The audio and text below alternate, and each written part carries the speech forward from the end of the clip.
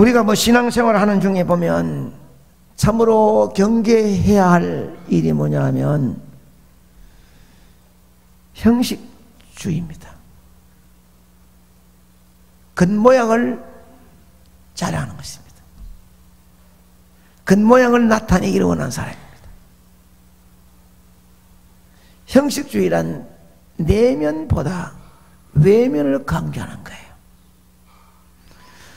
이 많은 성도들이 신앙의 이 형식주의에 빠져서 진정한 믿음을 저버리고 사는 자들이 많다는 것입니다. 얼마나 많은 사람들이 형식주의의 덫에 희생되어 왔는지 기독교 역사가 그것을 증명하고 있는 것입니다. 하나님께서는 이스라엘 백성을 택하시고 그들을 언약 백성으로 삼으셨고, 왜냐? 그들과 외면적인 언약이 아니라 내면적인 관계를 설립하기를 원했기 때문이에요. 하나님 우리에게 가지가지 사명과 직분 주신 것은 옷 잘 입었다고, 박사학위 있다고, 인물 잘났다고, 많은 사람에게 존경받는 어떤 세상 존경받는 위치에 있다고, 오랫동안 경험 쌓았다고 그래 부른 것이 아니거든요. 그런데 자세히 생각하면 나를 왜 불러 주었느냐? 내 세울 게 없는 거예요. 나타낼 게 없는 거예요. 그런 나를 불러 아름다운 자리에 앉힌 것은 내 속 중심을 보는 거예요. 아멘입니다. 하나님은 중심 보고 불렀는데 뭐 겉으로 잘난 체하고 잘 있고 똑똑하다고 내가 누구니 뭐 장로니 집사니 뭐 회장이니 까불 거 없다 이 말입니다. 근데 구약 성경에 하나님 말씀하시는 것은 이스라엘 백성들은 마음을 다해 하나님을 섬기지 않고 힘을 다해 여호와를 사랑하지 않고 성품을 다해서 여호와를 쫓지 않았다는 거 아니에요. 그런 척 했다는 그런 척. 그런데 이스라엘 백성들은 형식주의에 빠져가지고 척척하는 거예요. 하나님을 사랑한다, 여호와를 쫓는다 하면서도 거짓이라는 말이에요. 그래서 하나님은 이스라엘을 통해서 책망하신 말씀이 29장에 보면 이 백성이 입술 노는 나를 가까이 하고 입술 노는 나를 존경하나 그 마음은 내게서 떠나 있도다. 그들이 나를 경외하면 사람의 계명으로 가르침을 받았을 뿐이라. 하나님요 얼마나 답답했을까요? 이 지구촌에 많은 사람 가운데 선택하여 불러서 너는 내 백성이라, 너는 내 아내라, 너는 선민이라 이렇게 불러줬는데 좀 겸손히 섬기면 될 것인데 척척하니까 하나님 마음이 아픕니다. 오죽 답답했으면 말씀을 하셨을까요? 쉽게 이제 제가 풀이하면 이스라엘 백성들아, 너희들이 날 입술은 존경한다고 하나 마음은 아니구나. 몸은 여기와 앉아 있는 것 같으나 마음은 다른 데 있구나. 너희가 지금 나를 계명으로 따르지 아니하고 사람의 계명으로 쫓고 있구나 라고 책망합니다. 종교에는 두 가지 종교가 있는데 하나는 형식을 강조하고 하나는 내면을 강조합니다. 형식을 강조하는 것은 막 이상하게 막 옷을 입고 막 거룩한 채 합니다. 속은 썩었는데. 근데 교회도 제가 제일 처음에 이 교회에 왔을 때만 해도요 가운을 다 입고요 아주 그렇게 점잖게 막 밖에 나와서 섰을 때도 이랬는데 그게 아니에요. 어린 나이 속으로 노인 속으로 성도 속으로 들어가야 되는데 이 무슨 형식이 중요하냐? 속 마음이 중요한 것이지. 그래서 우리 기독교는 내면을 강조하는 종교입니다. 율법을 통해 나의 그때 나타나는 행위만을 바꾸는 종교가 아니라 살아계신 하나님과 만남을 통해서 내 속사람을 송두리째 변화시키는 내면적인 종교임을 믿으시기 바랍니다. 하나님을 마음으로 만나는 종교예요. 그러나 이스라엘 백성들은 하나님의 가르침을 쫓지 않고 사람의 계명을 쫓았다고 책망하고 있습니다.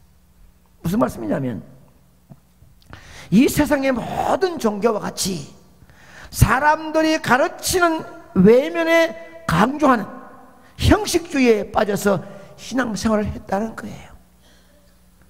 그 결과 그들은 멸망하고 맙니다.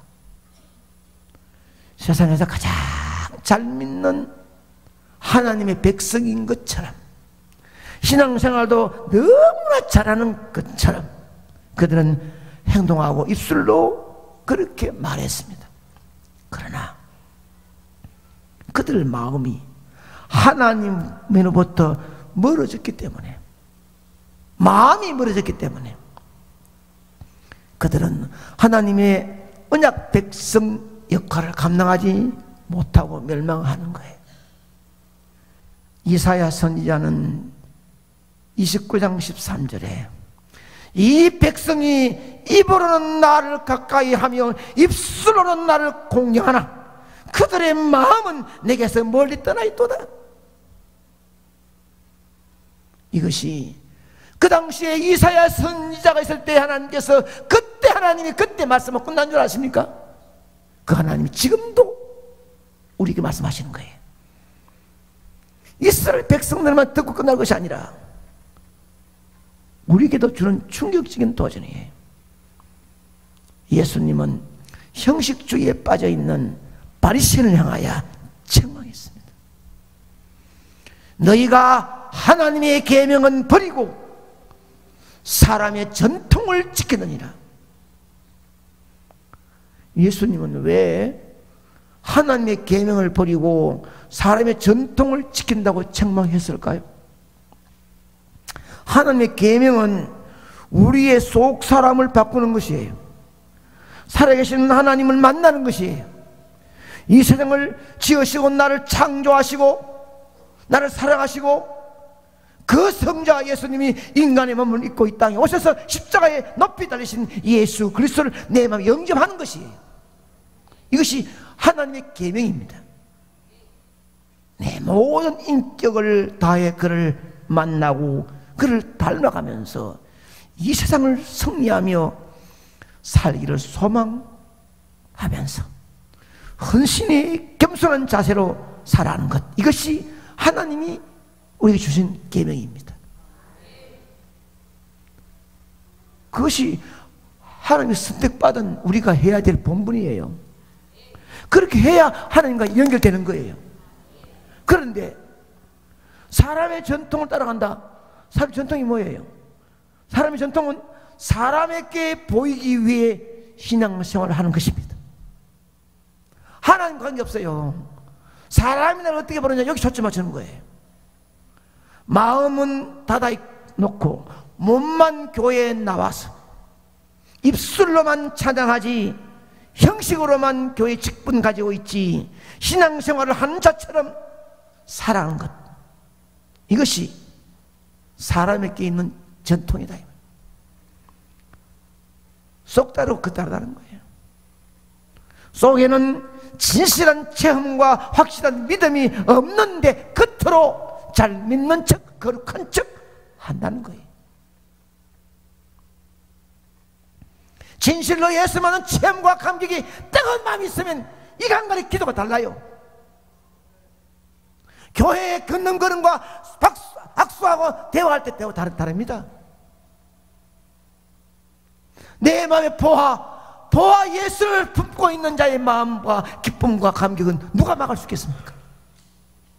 시시한 것 때문에 불평하고 시시한 것 싸우려고 하지 않아요. 여러분, 이 세상의 삶이 형식주의적인 삶은요, 예수님의 이름을 욕되게 하고요, 영광을 가리우는 위선의 탈을 쓴 것이에요. 하나님의 계명이 무엇입니까? 하나님의 계명이 무엇이에요? 성경에 많이 있지만 한 가지, 네 부모를 공경하라 이랬습니다. 여기 여러 가지 있겠지만 부모님께 생활비를 드리고 부모님께 용돈을 드려야 한다고 구약 율법에서 하나님의 계명으로 명령했어요. 그런데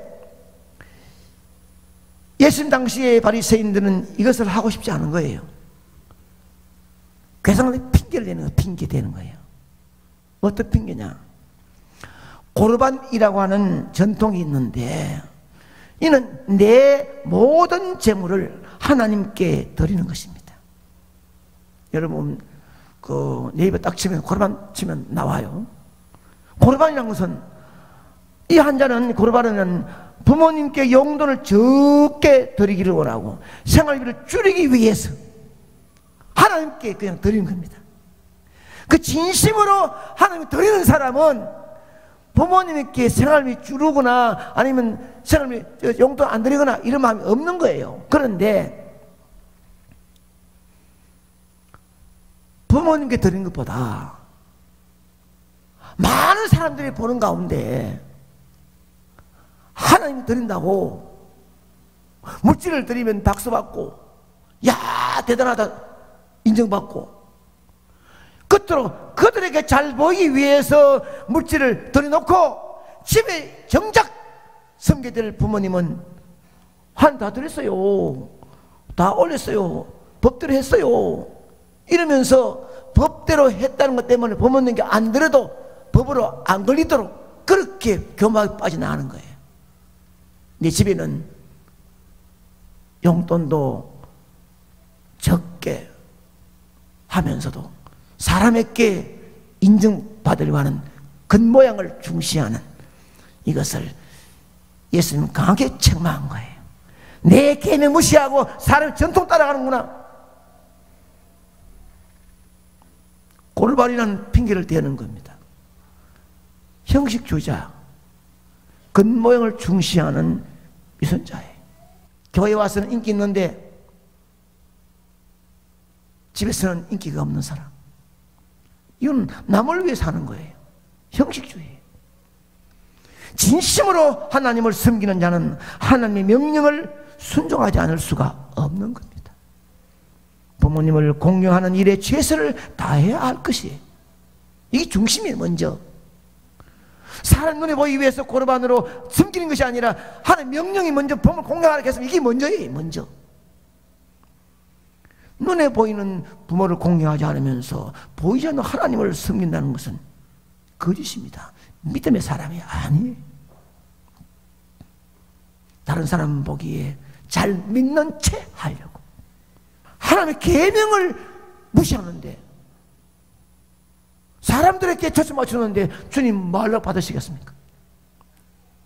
그래서 예수님은 제자들에게 말합니다.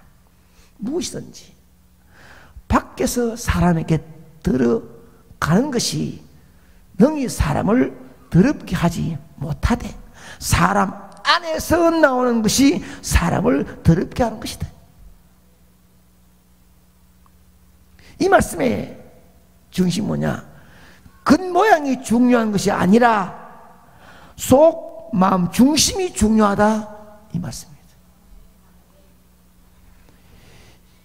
이해되기를 축복합니다. 갈라디아서 주제가 무엇이냐 하면 율법과 은혜입니다. 율법은 무엇이고 은혜는 무엇입니까? 율법주의자들은 계속해서 행위를 강조하는 거예요. 할례를 받아야 한다는 거예요. 의식이 있어야 된다는 거예요. 마음이 문제 아니라 이거 안 하면 눈에 보이는 거 안 하면 안 된다는 거예요. 그래서 할례를 고집하는 것입니다. 다른 말로 말하면 형식과 사람의 계명을 강조하는 이것이 율법입니다. 율법. 은혜가 무엇입니까? 하나님의 은혜는 형식이 아닙니다. 밖이 아니라 내 영을 바꾸고 나의 내면을 하나님의 은혜에 맡겼어. 십자가 앞에 내 영을 내려놓는 것입니다. 나의 전 인격을 변화시켜 달라고 주님 앞에 간구하는 삶의 모습, 그것이 은혜라고 사도 바울은 강조해 왔습니다. 그러므로 은혜스러운 사람은 십자가 앞에 날마다 엎드린 사람입니다. 겸손하게 나의 나던 것이 하나님 은혜인 줄 알고 언제나 피부는 십자가를 붙들고 있는 사람입니다. 사도 바울이 갈라디아서를 막바지에 이르러서 갈라디아서의 주제를 다른 두 언어로 나타내면서 형식주의가 어떤 것이며 십자가에 사로잡힌 삶이 어떤 것인지 마지막 부분에 다시 한번 특별한 방법으로 강조하는 거예요. 지금까지 은혜 율법을 배웠잖아요. 자유인에 대한 말씀 많이 했잖아요. 여기 사도 바울이 마지막 6장에 와가지고 11절에 내 손으로 너희에게 이렇게 큰 글자로 쓴 것을 보라. 여러분, 이 한 구절 속에 사도 바울의 애절한 마음, 자신을 사랑하는 어머니의 마음같이, 아버지의 마음같이, 지금까지는 소문자로 내가 쓰지 않고 대필자가 썼는데 이게 너무나 귀하기 때문에 내 손으로 친필로 너희에게 소문자가 아니라 대문자로 큰 글자를 쓴다. 꼭 봐라. 이 애절한 마음이 담겨 있는 거예요. 영어의 대문자처럼 헬라의 대문자 큰 글자로 쓴 이유가 무엇입니까? 의미가 무엇입니까? 이것이 강조점이라고 말씀하는데, 이렇다면 거기가 언더라인과 같이 중요한 줄을 끊는 것이에요. 이 말씀을 준비하면서 제 생각에도 이 사도 바울이 안질이 좋지 않아서 대피를 하기는 했어요. 그런데 그 당시에는 사도 바울뿐 아니라 대필자가 다 제가 큰 글자로 대피를 했습니다. 그럼 마지막에 사인으로 끝났습니다. 그진 다른 서신은 이 대표를 해가지고 끝나는데 유독 여기 와가지고는 이 사도 바울은 내 손으로 하는 말은 지금까지 내 손으로 안 했다는 거예요. 대표를 했습니다. 이렇게 큰 글자로 한 것은 지금까지는 소문자로 쓴 거예요. 그 대필자가. 그런데 사도 바울이 강조하는 것은 내 손으로 너희에게 이렇게 큰 글자로 쓴 것을 보라. 얼마나 중요한 줄 아느냐, 얼마나. 이것만은 바로 알아라, 이것입니다. 우리 성도들에게 강조하는 뜻으로 친히 자필로 썼을 뿐만 아니라 대문자로 쓴 것은 우리는 사도 바울의 그 중심의 마음을 알아야 하는 것입니다. 본문은 지금까지 사도 바울이 말한 내용을 요약한 말씀이라고 할 수 있는데, 본문의 말씀은 우리에게 신앙의 두 가지의 길을 보여줍니다. 하나는 형식주의의 길, 하나는 십자가의 길입니다. 이 형식주의의 길은 겉모양만 중시하는 위선의 삶이고, 십자가의 길은 피 묻은 십자가를 붙들고 사는 삶입니다. 제가 한번 부를 테니까 여러분 답을 말씀하시오. 형식주의의 길이 무엇입니까? 십자가의 길은 무엇이지요? 저는 이 형식주의에 대해서 다루면서 많은 사람들을, 만난 사람들을 지나면서 한 번쯤은 머릿속에 기억해 봅니다. 정말 주님 만난 감격이, 주님 모시고 사는 삶이 행복하고 좋아서 큰 시험과 어려움이 와도 절망하지 않고 도리어 담임 목사에게 용기를 주는 사람이 있는가 하면 그만큼 살다가 조금 어려움이 왔다고 누구 때문이라고 말하면서 왜 이러냐고 내가 뭐 교회에 뭘 하느냐고 막 달려드는 사람도 있습니다. 여러분 뭐 37, 8년 뭐 목회 달려면서 사람 한두 명 만나겠습니까? 참 많은 사람 만나면서 중심을 알죠. 자기가 뭐 대단하게 뭐 많이 아는 것처럼 맞는 것처럼 똑똑한 것처럼 막 나타내가지고 막 하면 사람들이 그래 하고 몰래 들어가지고 박수치고 기울이면 대단한 인물인 줄 아는데 그때 거기서 사람들에게 그런 말 하고 난 돌아서서 하늘에 무슨 금덩이 떨어집니까? 아니거든요. 집에 가면 아무것도 아니거든요. 하루 지나면 또 아무것도 아니거든요. 그런데 내가 나타냈던 과시적인 말은 이미 팍 눈덩이처럼 굴러 퍼져나가는 거예요. 그 주담을 쓰면 그 문제의 책임은 언젠간 진다는 거 아닙니까?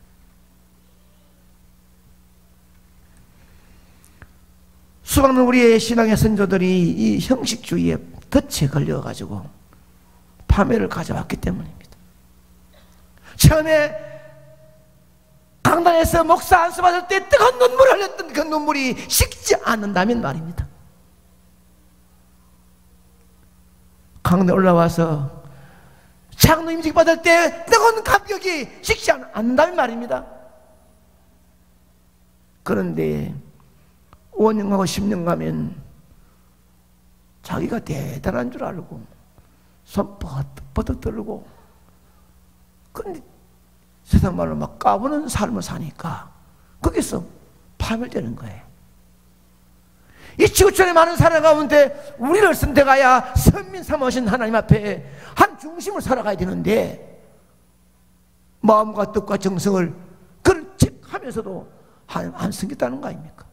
그러니 하나님이 분노하시사 답답하셔서 오죽하면 이스라엘 백성을 향하여 책망했을까요?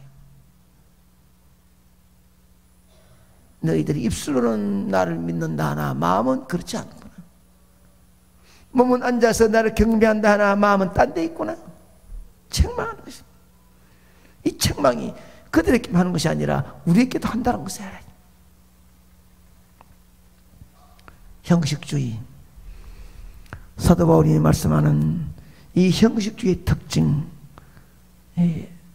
몇 가지 알아보면서 계속해서 내게 주신 말씀으로 받고 다시는 우리 앞에 이 말씀을 들을 수 없는 이 말씀을 하나님의 음성으로 받고 남은 생애는 형식주의가 아닌 겉모양을 중시하는 것이 아닌 내면적인 종교로 십자가 붙들고 살아가는 여러분이 되어야 될 줄로 믿습니다.